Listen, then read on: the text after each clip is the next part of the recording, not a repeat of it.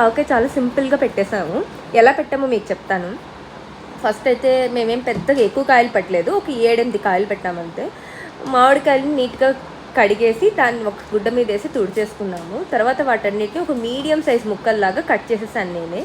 అలాగే తర్వాత ఒక గుప్పెడు వెల్లుల్లి రెబ్బల్ని ఒలిచి పెట్టుకున్నాను. నేనేం పెద్ద పెద్ద ముక్కలు కొట్టలేదు, అందుకని చిన్న చిన్నవి కాదు, ఒక మీడియం సైజ్ ముక్కలు కొట్టుకున్నాను. వీటన్నిటిని మా మమ్మీ మెజర్ చేసి ఒక పెద్ద గిన్నెలో వేశారు. ఇవి 3 కప్పులు ముక్కలు వచ్చాయి. దాంట్లో ఒక కప్పు అండ్ ఒక పావు కప్పు కారం వేశారు.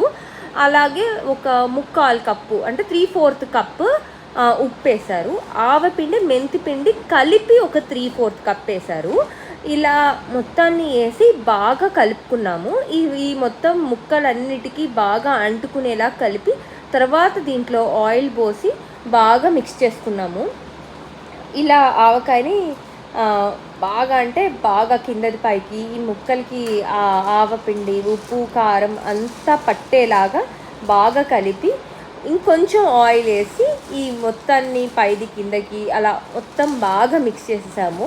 ఇప్పుడు ఫైనల్ వేడి వేడి అన్నం వేసుకొని అదే గిన్నెలో ఒక చుక్క నెయ్యి వేసుకొని బాగా కలిపి ముద్దలు చేసుకొని తిన్నాను. ఇదైతే అల్టిమేట్ ఉంది.